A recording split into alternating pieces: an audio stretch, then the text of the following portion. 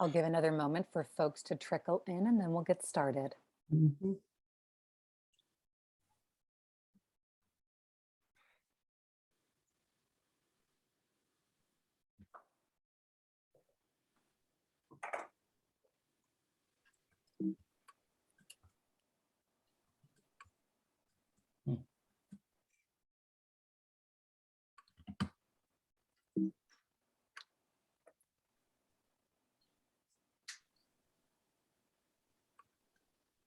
Okay.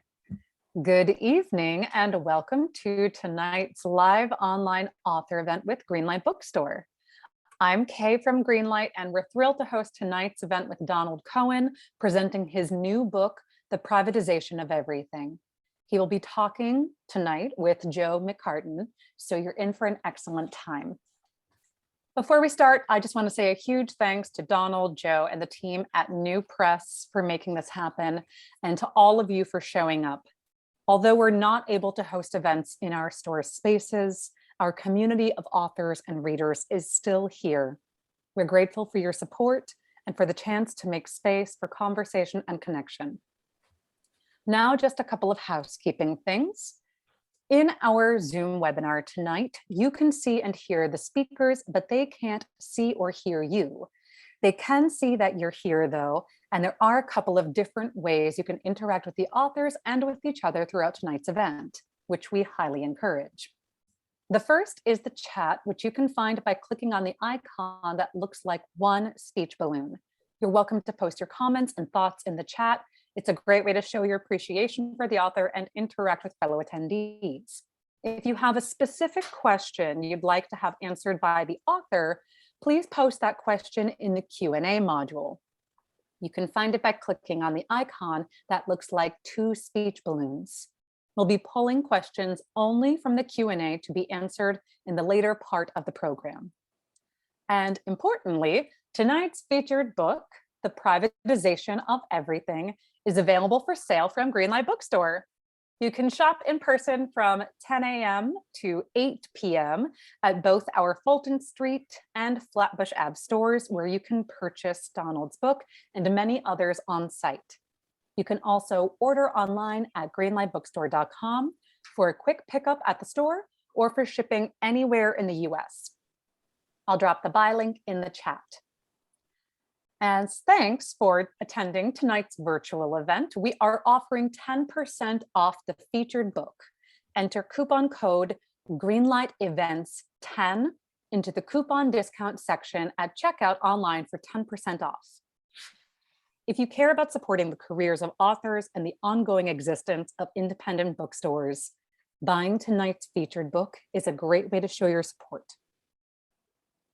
Our interviewer tonight is Joe McCartin, Professor Executive Director of the Kalmanowitz Initiative for Labor and the Working Poor at Georgetown University.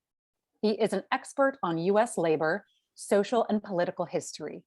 His research and writing focuses on the intersection of labor organization, politics, and public policy. Joe will be speaking with our featured author, Donald Cohen. Cohen is the founder and executive director of In the Public Interest, an Oakland, California-based national research and policy center that studies public goods and services. His opinion pieces and articles have appeared in the New York Times, Reuters, Los Angeles Times, and the New Republic, among others. He lives in Los Angeles. Cohen's new book, The Privatization of Everything, connects the dots across a broad spectrum of issues and raises larger questions about who controls the public things we all rely on, exposing the hidden crisis of privatization that has been slowly unfolding over the last 50 years and giving us a roadmap for taking our country back. It was hailed by Naomi Klein as an essential read for those who want to fight the assault on public goods and the commons. Founded in 1992, the New Press is a not-for-profit book publisher with a public interest mission. The New Press publishes books that explore issues that affect us all. Its authors provide ideas and inspiration for the activists, teachers, policymakers, and everyday citizens who are working to defend and promote democracy. In its nearly 30-year history, the New Press has published more than 1,000 books, including The New Jim Crow by Michelle Alexander, the national bestseller that has changed the conversation about criminal justice and become a critical text of the Black Lives Matter movement. The New Press does its work with the help of its many supporters. Please visit them at www.thenewpress.com or follow them on Facebook or Twitter to find out more. Donald is going to start us off with a reading from the book, and he'll be talking with Joe and with all of you. Joe will give us an introduction, so please take it away, Donald and Joe. Thank you so much, Kay. What a pleasure it is for me to be part of this tonight with you, Donald. You know, I remember when we got to really know each other, it was back in 2012, and you joined us for a semester at Georgetown as a practitioner fellow, and you were just in the early stages then of your work creating this powerful organization in the public interest, which has really done so much to document the kinds of things that you're talking about in this book about privatization and its threat. And I remember the conversations we had then about the ideas that were moving you. And picking up this book and reading this book, I'm just, you know, brought back to that time and so amazed at what you've been able to put together in this story. I want to say before you read from this for us that I have read a lot of things about privatization and about the public sector in recent years. That's my focus as a labor historian. But this book truly blew me away in the way that you've put together really a full picture of the threat that privatization represents to us. And so I'm grateful that you've done this and to be able to have this conversation with you and to see that this book, which I heard an early glimmer of back in 2012, has come to press now, and I think at exactly the right moment. So as we were talking about just before we came on, I was hoping you'd read for us from the part of the book called Things in Common, which I know is kind of one of the most important parts of your argument. Maybe you could say a word about where it fits in the book and then favor us with a little bit of that reading. One thing I want to say about this book is, as an academic, this thing holds up to any academic scrutiny. The footnotes are solid. It's just beautifully researched, but the writing is fantastic. And so I want to have us have a chance to hear from that. So back over to you now, Donald. All right. Well, thank you so much, Joe. It did start way back then when I was at the Kalmanovitz Fellow in DC for a few months. The book is organized in broad strokes by public good, by things that, you know, the big picture things, public health and democracy and knowledge. And there's also a section in it that we call community, the things that bring us together, the public things that bring us together. And it is, as Joe mentioned, it's one of my favorite parts of the book because it's sort of at the core of, you know, democracy. It's the core of, you know, what we are as a country, whether we are together or we're not together. And you know, as we know, these are pretty divided times. So I'll read just the intro to this section.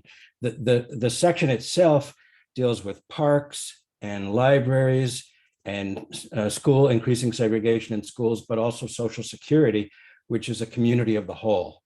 But I'm going to read the intro to all those sections, to that piece.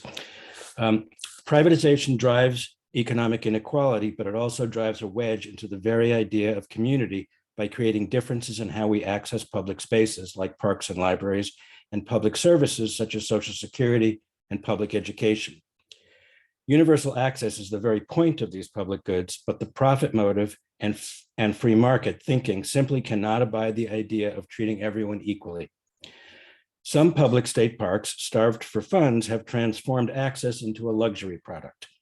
They appeal to a supposedly higher class of customers by offering glamping, in quotes, roughing it with a bit of glamour, which sounds actually fairly good to me, to be honest, at my age. Some state parks can charge upwards of $250 a night for a pre-pitched tent that comes with air conditioning, flat screen TVs, and Wi-Fi, of course. Gourmet meals cooked for you on your campfire and coffee delivered to your tent flap are extra.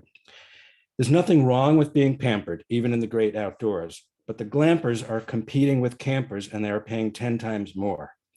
In Moran State Park in Washington State, in the San Juan Islands, some of the best campsites have been set aside and reserved well in advance by those who can afford it, while those who can't rush in to fill what's left.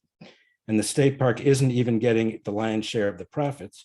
It hired a private firm familiar with highbrow taste to tend to the needs of these new patrons.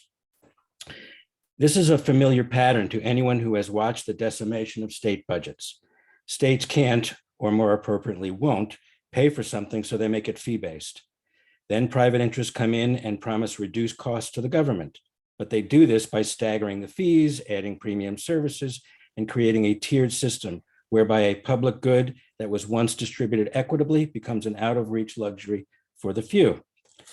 The privatization of public space has a dark history that remains with us and bursts into the open on a disturbingly regular basis. Video taken at a private pool in 2015, some of you may have seen this, of residents and police officers verbally and physically abusing Black teenagers who had been invited to a party in McKinney, Texas, reminds us of where this all leads. McKinney has 3 public pools. None of them are in the wealthier section of town. These wealthier residents strongly prefer to limit access and are willing to pay for pools in their gated communities, but have deep hostility to taxes that would pay for anyone else's. Their choices feed an isolation that emphasizes difference. When they see Black teenagers at their pool, they feel no empathy or toleration and instead tell them to go back to their Section 8 housing. They feel justified because it is, quote, their pool.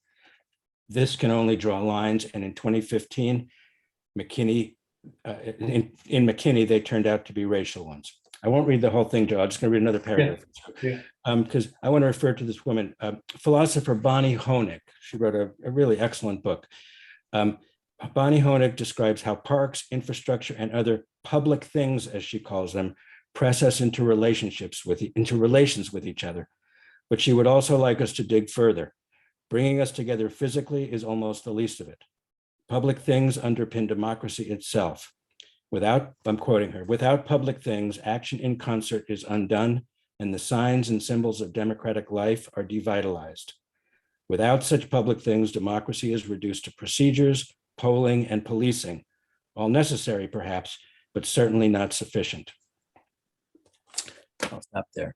Yeah, beautiful. And I think that gives a really powerful sense of what you're saying, Donald. And toward the end of that little section, you say this, which I was really struck by.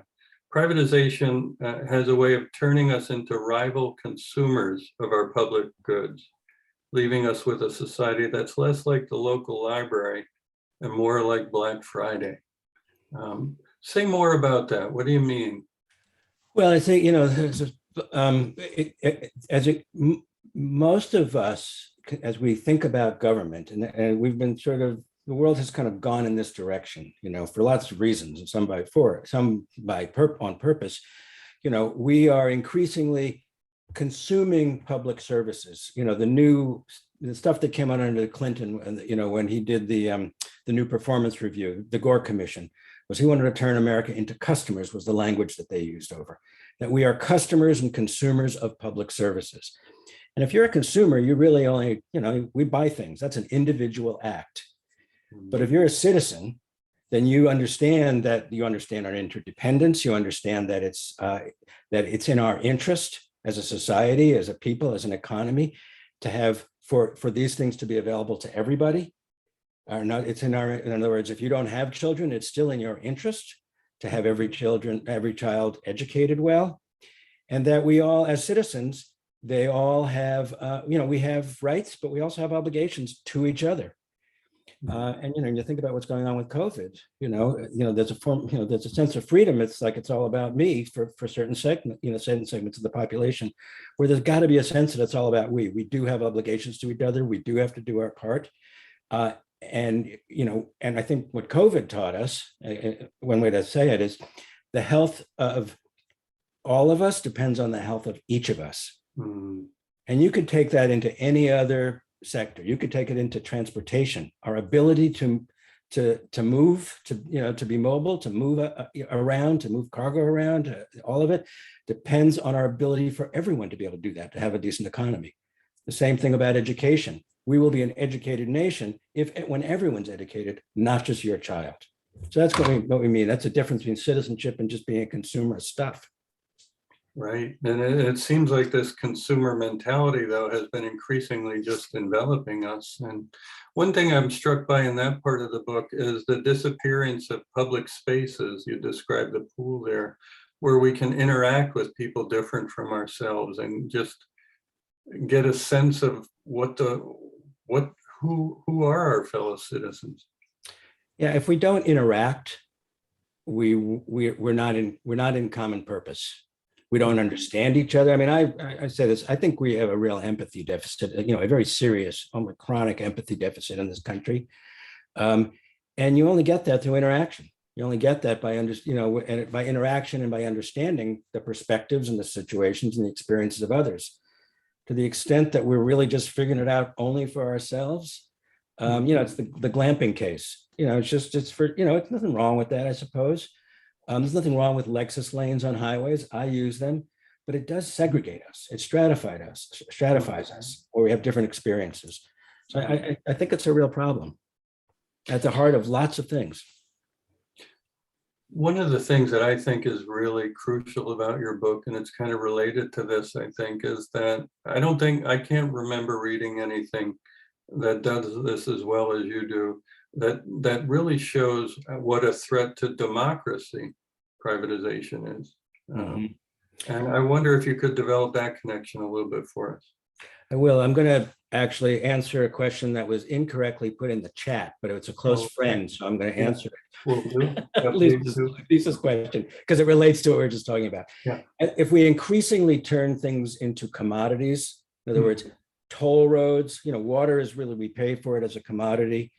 The more we put individual tolls on things, the more we turn from taxpayer payment, where we general payment for social or public good, and the more we pay as individuals, which is part of the trend here, the more we are sort of moving in that consumer mode. I paid for the road, I paid for this, I should get my value of it. That's a consumer mentality. There's nothing wrong with it. So I just wanted to reference that. Democracy, I think, for me, it's the core idea of the book. It's the core problem with privatization. I will give an example. I'm going to read a line. So contracts are very rigid. I mean, that's when you privatize something, in whatever form, a public-private partnership for infrastructure, a contract for a janitorial service, cleaning a city or a school, there's a contract, and contracts are very rigid documents that you have to do well. And you really need to anticipate everything that could happen if you're going to do them well. There's a lot of contract litigation in America because of things change and poor interpretation. So I'll give you example. Well, I can give one or two examples. During public universities have begun in some places to privatize, do public-private partnerships for dorms, or it's to hand it off to a company to rebuild them, to build a new one if needed, or to update it, to maintain it, and to run them. I guess they don't want to be in the business of being landlords anymore, say. But so there's a number of schools that have done this, and a couple of schools in particular I was reading about, Wayne State, Detroit, and Georgia State, where they had done this with one company in particular, Corvias. I'm not quite sure if I'm saying it correctly. And so they had a contract, this company had a long-term contract to manage these dorms. COVID happened, kids went home. The schools wanted to bring people back students back to school, but they wanted to reduce the occupancy in the dorm. In other words, have fewer kids in the dorm so that people aren't on top of each other, for COVID reasons, for social distancing. The schools got a letter saying they can't do that. I'm going to read just a line or two from the letter. Yeah. Per our agreement, the university does not have the unilateral right to institute a policy that would limit the number of students who can occupy the student housing for which the concessionaire has a contractual right to receive. Actually, no, I missed a part. Or reduce housing fees for which the concessionaire has a contractual right to receive. In other words, they're under obligation to get, for a certain number of kids to be in the dorm and for them to get a certain amount of money, because that's what they do. They sell kids, they sell beds. So think about it. This is a university that has responsibility for the health of those students, and a contract is saying you do not have that responsibility. That's the assault on democracy that I mean. A number of people, there are people on the call that have heard me tell this story a bunch of times, but others may not. Chicago parking meters, if anyone's from Chicago. Chicago sold, they did a long-term lease for 75 years of its 36,000 parking meters in 2009, I think it was, when in the worst of the recession, city's bleeding red ink. They did the deal quickly. They didn't look at it carefully. They were desperate because the deal was the city would get $1.1 billion up front. So it was tantalizing. After the fact, they learned a few things. It was a terrible, stupid deal. You're just borrowing your money, borrowing on your future revenue, parking meter revenues for 75 years. We may be flying then. But other than that, here's what's more important. If this is in the contract now, if the city wants to eliminate spots for a weekend, for a street, for permanently, for a dedicated bus lane, bus rapid transit, or a bike lane, or eliminate parking and traffic entirely on a street for a street mall because they're changing housing patterns and all that, they have to buy the spots back. Wow. At the future value of the spots, the math of this, that is 75 years of value of a spot is a fair amount. So what does that mean? It means two things. One is they probably don't do it. We a colleague researcher in Chicago interviewed transit planners, and they were not able to implement the plans they had because of this. The other thing is, thinking about bringing it back up to democracy, the city is responsible for land use, for transportation, for housing, for climate. Everybody's got to play their role in climate. There's a sort of a whole set of things that a city is fundamentally responsible for, and their hands are now tied because they are contractually obligated to keep these investors whole. That's what I mean by, and you see, it's a terrible deal. Everyone in Chicago hates it. Lots of mayors know about it and don't want to do it.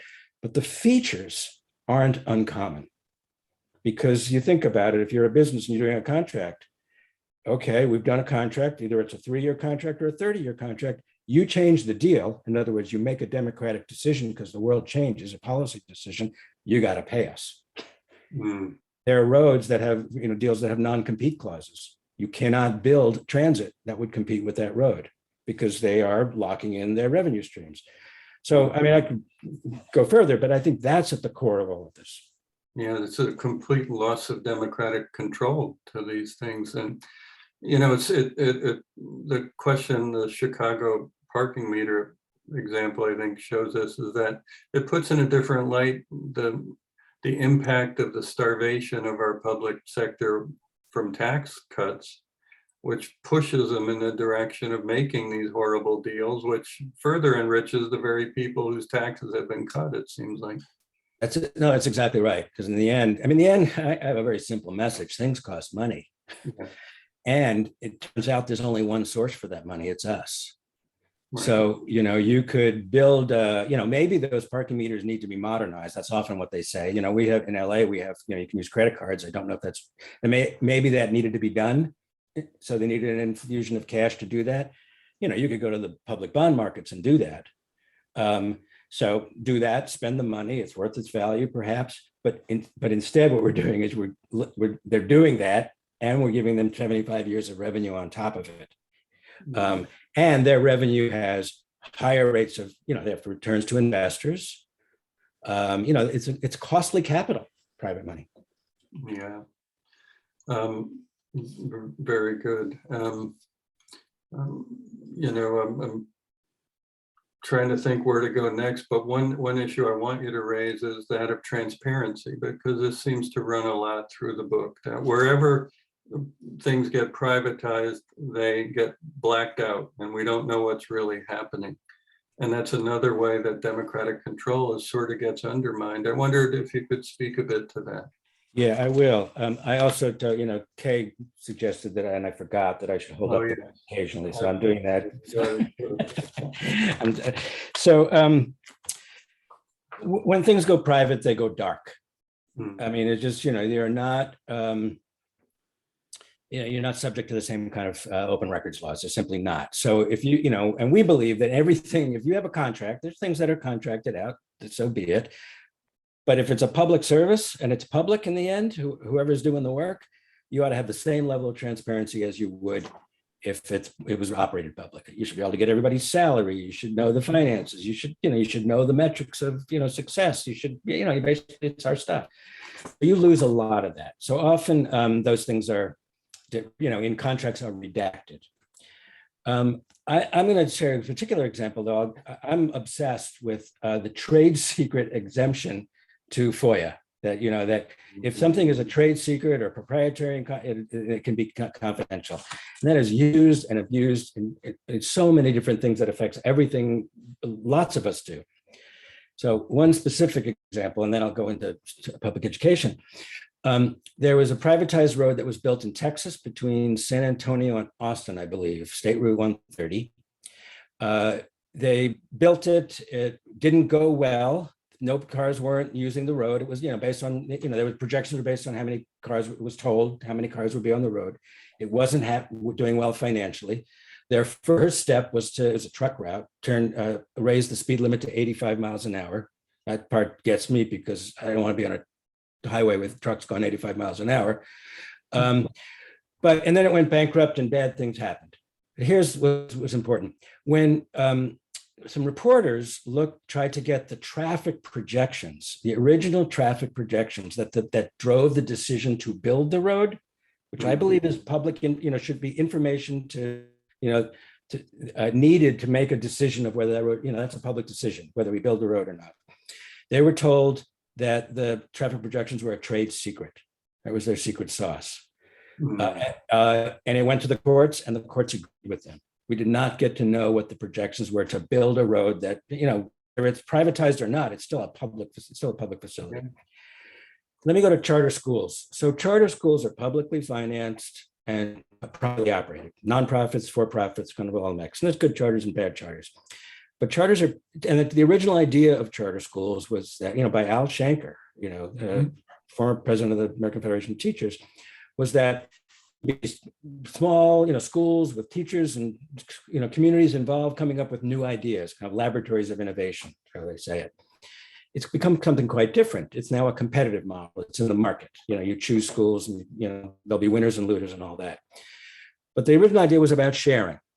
Charter schools now don't want to share their methods, their new ideas, their thing, because they don't. And I've been in rooms with charter schools saying, "Well, why would we give that to the district? Because that's our competitive advantage." That hurts children. Now, to put a finer point on that, a number of charter schools require teachers to sign NDAs, non-disclosure agreements, that if they leave, and then threaten them with legal action, and because it has happened, if they share their trade secrets. What are they talking about? Lesson plans. Wow. So that's taking, education, knowledge, how to transmit knowledge, not just, the finances of a deal, of a contract. It's taking how we transmit knowledge to kids. That's taking that and turning that into a private commodity that we don't get to know, even though we pay for every cent of it. That's really, that's a disturbing example.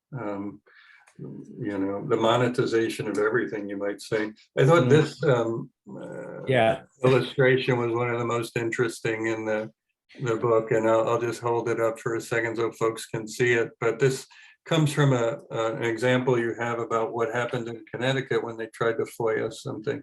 Could you say? Well, it was the healthcare exchange. Yeah. Yeah, after Obamacare, and it was Maximus. I'm forgetting. Yes, it is Maximus. Because Maximus got the contract to do it, and they were, you should know what are they going to spend. You should know how much they're going to, because in the end, it's about delivering healthcare. So you should be able to know a lot to make sure that money is going to care. and denial of care, when an expense is not approved, why that was approved. There's lots of things you need to know in healthcare. That was what they got in the contract, a completely redacted page that gave no numbers on what they were doing. It's really outrageous. This was a positive story in the end. The state of Georgia has something called the official code of Georgia. The laws annotated. That's the name. Mhm. And they outsourced that. They gave that to LexisNexis. Okay. Mhm. Now there's actually an official code, but it's not accurate because the changes are made and then the court decisions are made into the annotated. The annotated now is private. They claimed it was copyright. They had to charge people to get it, first off. So you turn what should be public, the ability to go find out what the law is. Mhm. And they copyrighted it and said, because a man who ran an open government group just got it all and published it anyway. He was sued. He ultimately won, which, sort of a win-win for the good guys. But that's kind of how they think. It's turning information, going back to the earlier discussion, public information about how the government runs and what the laws are into a commodity that you can get if you can pay for. Wow. Disturbing. I thought maybe one more example. We're starting to have some questions, and some folks are asking, what are the answers? And I know you have some of those, but maybe one more before we go on. I think it was Arthur Laffer that you quoted at one point in the book, talking about water as a product, and about the effort to sort of privatize water provision and stuff. I wonder. It's a complicated story. I mean, the head of Nestle's, because they don't do all this bottled water, at one point said, water is not, he's really, this is a quote that's gone viral, water is not a right, clean water is not a right. There was a Missoula, Montana privatized. It's actually a long story. It's a little complicated. It's in the book. So you should buy the book, and you should buy it from Greenlight. And Kay again is going to put up how you buy it from Greenlight. That's right. And while I'm saying that, the reason I'm saying that is because, we've all suffered from COVID. The good news here is there are people from all over the country here. And I think there's someone from Canada, if I recognize her name.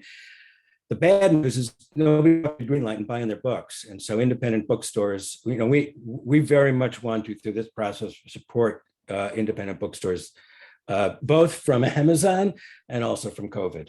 So anyway, that's the commercial. So essentially, I'm not going to, the story is more complicated than I can do, but essentially what the town privatized their water, and it was a terrible deal. They tried to get it back, went through years of litigation. The privatizers brought in Arthur Laffer of the Laffer Code to try to make the case that this is a commodity. This is what you pay for what you get. I think is kind of what you're referring to. I can't quick enough get to the page to do that. So ask a different question. No, that's good. Let's go to some, we're starting to get some questions in, and let's start to handle some of those. One comes from Ingrid, and she asks, have any municipalities attempted to challenge the kinds of contracts you talk about? I can imagine difficulties, but it would be interested to know about the efforts. This is fun. I worked with Ingrid many, many years ago in San Diego. Hi, Ingrid. So yes, there have been, I don't have the numbers off the top of my head, but a number of places have remunicipalized privatized water. The city of Atlanta actually did that. Felton, just a small town out right near Santa Cruz in California, was ultimately Missoula got theirs back, even though it was a modeled story. So a number of places are doing that. There's, I think there's other examples. There, broadband, and we haven't talked about broadband, but it's now very clear that access to the internet is basic infrastructure. Everyone needs it, just like you need to be able to, drive on the road to get to the grocery store. There are a number of places that have passed municipal broadband policies. Some, interesting enough, because the industry tries to stop it, right? They pass laws, preemption laws that prevent cities from going municipal. There was a law passed in Colorado that did that, but it gave cities an option if they wanted to have a vote to go to ignore the preemption, to be able to, to implement municipal broadband. And I think virtually every city that tried it has won by huge margins. So, there's plenty of examples actually where people are fighting and pushing back. Great, and some really inspiring stories of that in the book. Could you share your thoughts about the privatization of food systems, Paula asks? I especially see it showing up in intellectual property and genetically modified foods, et cetera. What do you think? Well, again, I know Paula, and she knows a lot more than I do about food. But I will. So what we've seen about food is two related things. I mean, this is food safety. I think that was her question. The question went by too fast. Mhm. So food needs to be inspected. I mean, we have a pretty good food system. Mostly food's healthy. I think it's worth acknowledging that public action over the last 100 years has made our food healthier and safer. It's not all done. But what's increasingly happening for a couple of reasons is poultry processors, peanut processors, places, lettuce processors, places in the past, foodstuffs in the past 10 years where we've seen really bad things happen, with outbreaks of food poisoning. Increasingly, companies are inspecting themselves. Now, there's two reasons for that. One is they inspect themselves because there's not enough public inspection, because this FDA and the FSIS, the agency under FDA that does that inspection, is just too small, right? Because of austerity. So they go and they get their own audits because they want to show on their packaging that they have good audits. The problem with that, of course, is they're the customer, and so there are plenty of examples where the audit just doesn't go as deep as it needs to go, and problems happen. Because if you don't want to give a bad audit to a company that may not hire you again. There's I'm not saying it's always that way. They may do a good audit, but you have to really look at the incentives and whether it's independent or not.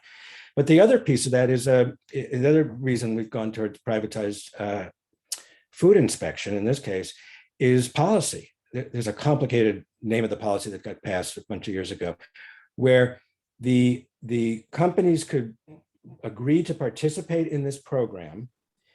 Then they would, which means voluntary inspection. They would still be inspectors, but they would just be at the end of the line. Many fewer, like say you're on a chicken processing line that are moving really fast, because that policy also increased the speeds.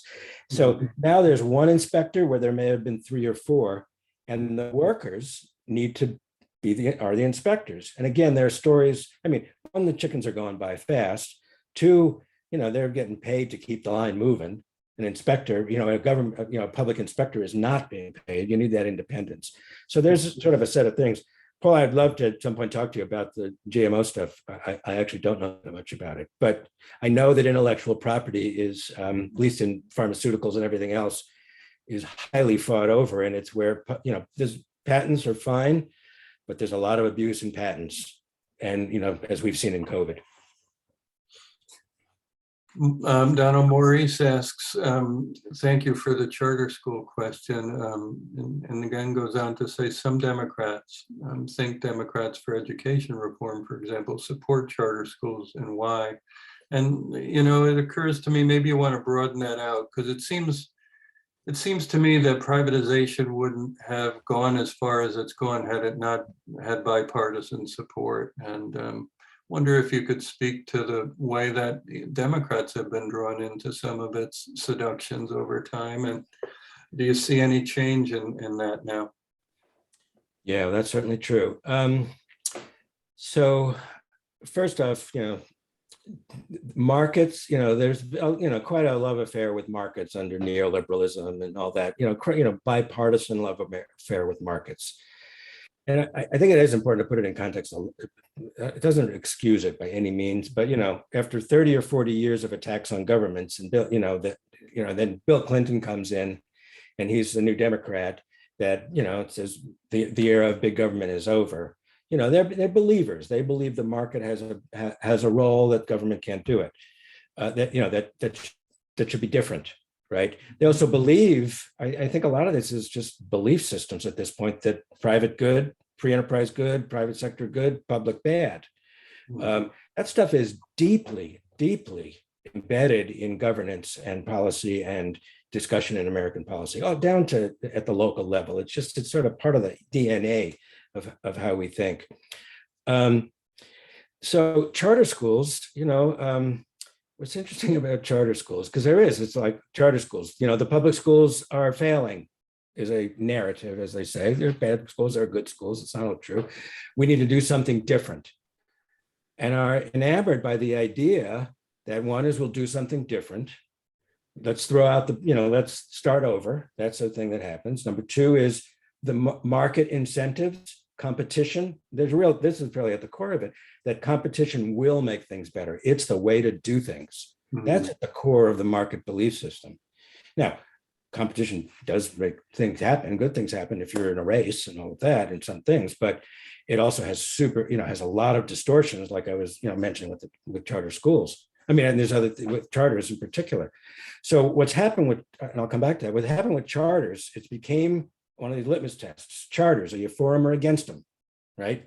Lots of Democrats are for them, because there's good charters and bad charters. There are people who, in communities, who want a charter school because their school is not good. So they want something different. So there's kind of all this in the mix.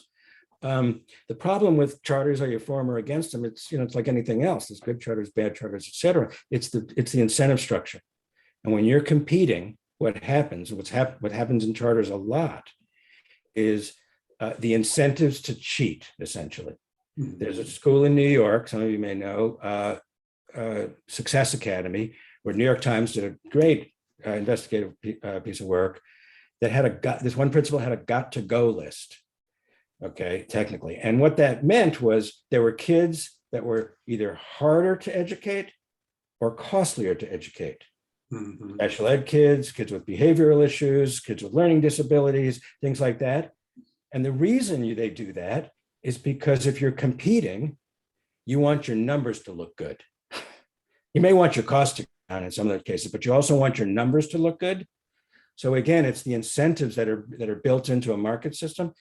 I mean, to the original question, I think the charter growth community has just done a very good job saying, they're now calling it the civil rights issue of the 21st century.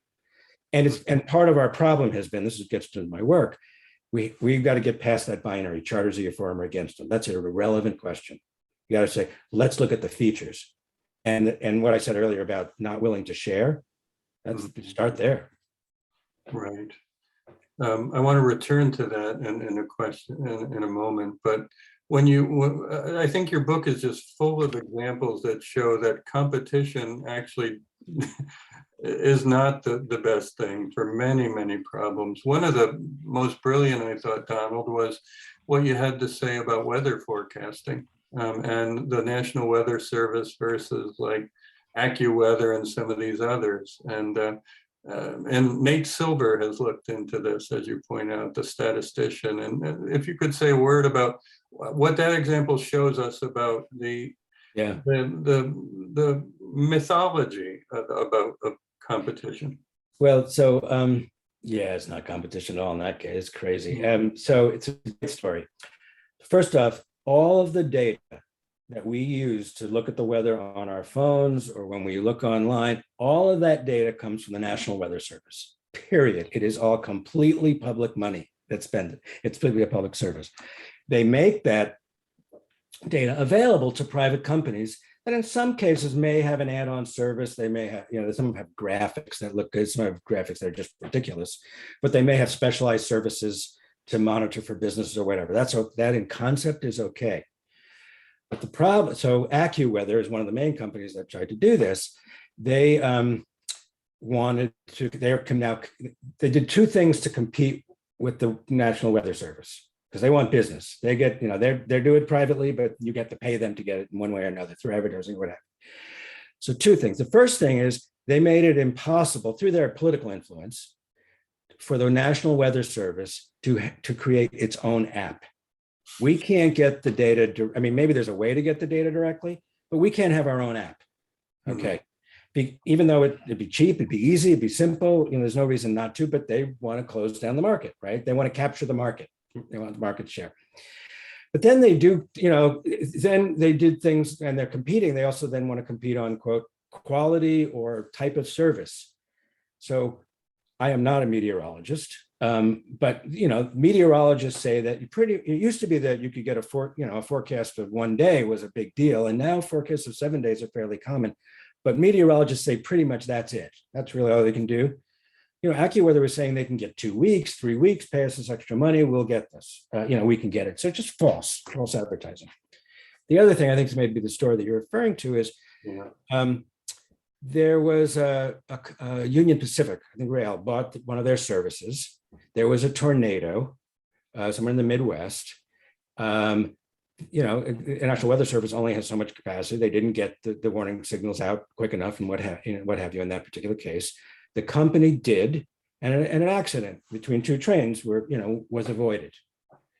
The problem with that is the people around there lost their homes because AccuWeather wasn't responsible for them to get the warning. Mm-hmm. And there's a quote, I wish I should probably have gotten that out first. Yeah. Maybe you can find it. I think I do. It's on 273. 2 trains stopped 2 miles apart. They watched a tornado go in between them. Amazing, says the head of AccuWeather. And it was all possible because Union Pacific was a paying customer. But then he continued, unfortunately, it went into a town that didn't have our service and a couple of dozen people were killed. But the railroad didn't lose anything. And then you went on to say the immorality of this business model, which involves denying people life-saving information unless they pay for it, is ghastly. It takes your breath away. It does. It just takes your breath away. But that's really what it is. Businesses sell things.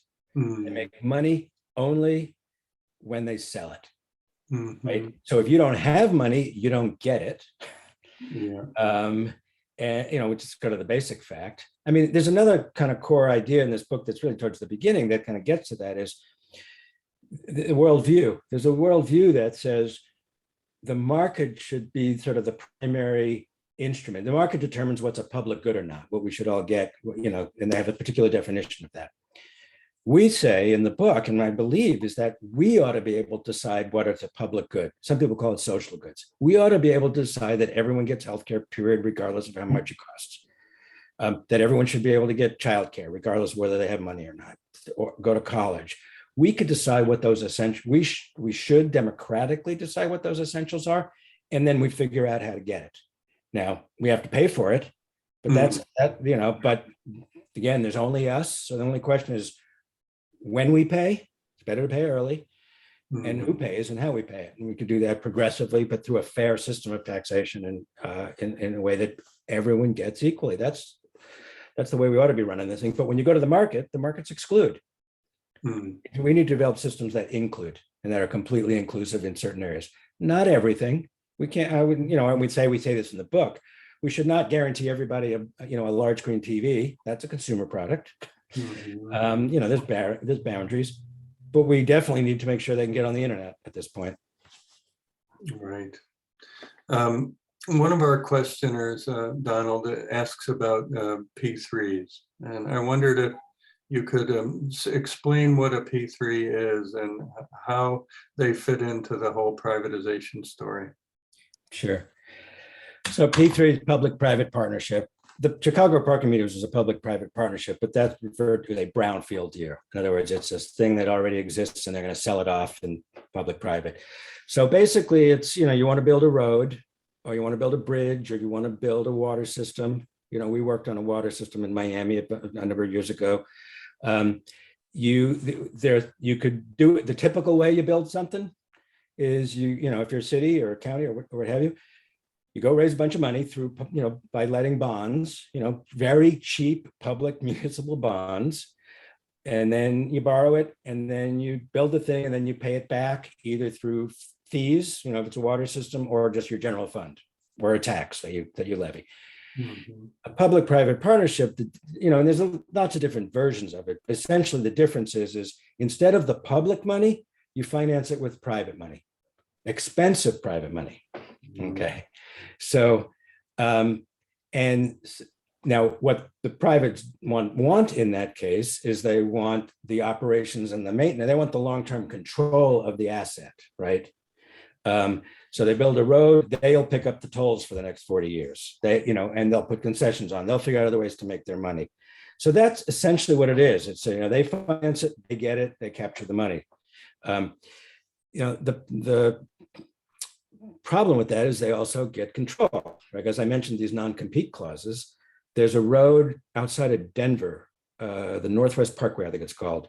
It was a 99-year deal. They don't do them this long anymore. That had a non-compete clause in some fashion where I don't know if it was the city of Denver or the county, was not able to, had limits on how they could upgrade the competing roads, the free, the roads that you could go on if you didn't want to take the toll road. Mm-hmm. They were prevented from doing that by the contract because that would affect the revenue. Wow. So that's always the case with these P3s. There's, you're giving up control and they get decision-making authority over, they get guaranteed revenues, and they limit our ability to do things that we need to be able to do. Wow. Well, let's turn to the last part of your book before we conclude, Donald. And in the end, you talk about becoming pro-public. And I wonder if you can what does it mean to be pro-public? And then we can talk about the 6 steps we can take. First of all, what do you mean by being pro-public? I think first off, we should, a little bit of what I was saying a few moments ago is we should decide what the things we want to be public things, right? That could be health, that could be safe food, that could be mobility, that could be education. It doesn't necessarily mean those public things are produced publicly. The food's produced privately, say, but the health is guaranteed publicly, the safety of it guaranteed publicly. Mm-hmm. So that's the first thing is we should decide. As a part of that, we need to be very clear when we say the word public, that we mean all. We have plenty of history of segregation and exclusion and all that. So what I always say, all means all, public means all. There can't be any, no compromise. And so whatever we do, if it's universal health care, if it's any of this, it's just got to be everybody equally. So that's really what I mean by being public. Let's decide what those things are that really are ours that we need to control. Just sort of going through this a little bit, and I've said this several times, we should be able to decide that, not the market. Right. So the next thing is I talk about, these are big picture things, but some of them are attitudinal, some of them are, ideas that need to be embedded in policy and policy throughout. We do have to remember we got to pay for stuff. Yeah. It's really important. And if that's why we can, austerity, cutting taxes is part of privatization as we see it. Because if you don't have a public service, then you're on your own in the market to get something that is an essential, right? So we have to pay for things. There's no magic money out there. The question is again, it's important to say when you pay. I want to talk about that specifically. The city of Flint, we all know what happened there. It wasn't a privatization case, but it was a disinvestment, massive disinvestment. Bad decisions happened. People were poisoned. Many people were poisoned. There's a lawsuit, I think was settled this year, maybe at the end of last year, that a set of plaintiffs in Flint sued the state. They got $600 million. And their settlement was $600 million. Now, 2 points to make on that. One is they got to go to the bond markets to get it. Interesting. So in terms of who benefits from it. But the other is, imagine if we had spent that money early. Lives would have been saved. Children would not be poisoned with lead that can affect the rest of their lives. So spending early is part of that. We got to pay for things. And then it's just a question of who pays. The more we put in taxes and the less we put in fees, the better. I do think we all have to pay for things. So it's not a question of nothing's free, but we've got to do it right because we are completely interdependent. Remember when Obama said, you did not build that? Right. I mean, it was clumsy, and he was going to get hit no matter what by his opponents, but it's true. Yeah. Everything that you have around you, there's a whole bunch of people that had a role in it, one way or another. So I think that's really important. The next thing what about surfacing the state? What do you mean by that? I'm looking at the clock. So government is, most people don't know what's the difference between public and private. What's public, what's private? Like who picks up the trash? I don't know. Is it waste management or city worker? And so, but they mostly know it's a public service, sort of. But for the most part, even though government, I just say it, this is what I've been saying about it, it's both invisible and ubiquitous. Literally, you look around anywhere, the paint on your wall behind you used to have lead in it. And it was public action that took that out. Public regulations action that took that out. The water, you turn on the tap. I believe it's a miracle that, you get water, you flush the toilet. It's literal, the air is cleaner. Literally, there's nothing you can look at that doesn't have public involvement. And when the state submerged, Suzanne Mettler, you're probably familiar with her work, talked about that. When people are not aware of the public around us, it's easy to be cynical about it. It's real, and it's easy to feed the negative attitudes and hostility towards government. That's coming from lots of places. So I think a really important step for us to do is to surface the state around us, and not just the things. I mean, we always say, well, the roads, don't people understand the roads? But when you think of the roads, you think of potholes and traffic. You don't think of mobility. Right. You don't think of that, hey, people can get, I can get across town in 20 minutes. I can get across the country in 3 and 5 hours. And so that's what I mean by surface the state. I think it's a key first step for us being able to sort of take back the country. Great. One final question from Ronald, and I think it's a great one to end on. What can you tell us that will buoy our spirits? Where do you find hope, Donald? And I will say that I find this book inspiring. It's got tremendous examples of all kinds of disturbing things, as we were just talking about, but there's also a lot of hope in it. What do you say to our folks? I mean, we're winning in places. I mean, it's, again, privatization happens not in like, a big thing all at once. I mean, had they privatized Social Security, we, certainly I would have known about that, because as I was looking to retire, to that age. But it's, so, water systems, proposals to privatize water systems, we're beating them. We beat the one in Miami. Cities are taking back water systems. We're stopping the privatization of prisons. So it's actually happening. Unfortunately, it needs people in motion, and there are people in motion on these things. So I'm inspired because lots of good things happening. There's in public education, there's a whole movement for what's referred to community schools that are improving schools and bringing people back. That's completely avoiding the market model and moving to a community model is very different. So there's plenty of stuff. If I don't know if Kay, if you've done this, but if you're not already on our mailing list in the public interest, if you could put in the link, Kay, you can just sign up. It's really easy. Not that much stuff comes out. And then there's a way to reach us as well. We have lots of details on any of this. Kay, you're here, which means I should stop talking. Well, thank you everyone for such a rigorous conversation. Donald, I just dropped the link there, both including the general website for folks to find for in the public interest, as well as the weekly email list, so folks can subscribe there. And I also have the link for the book. So please, please, please buy The Privatization of Everything at this link. Support Greenlight. Yes, thank you for holding up your book. For attending tonight's event, you are able to get a 10% discount. So thank you, thank you. And thank you both, Joe and Donald, for the conversation. And thank you everyone for coming out tonight. We really appreciate you. Thank you, Kay. Thanks, Donald. Thank you. I'll be at Booklight. I'll come to Greenlight as soon as I come to Brooklyn next year. You got it.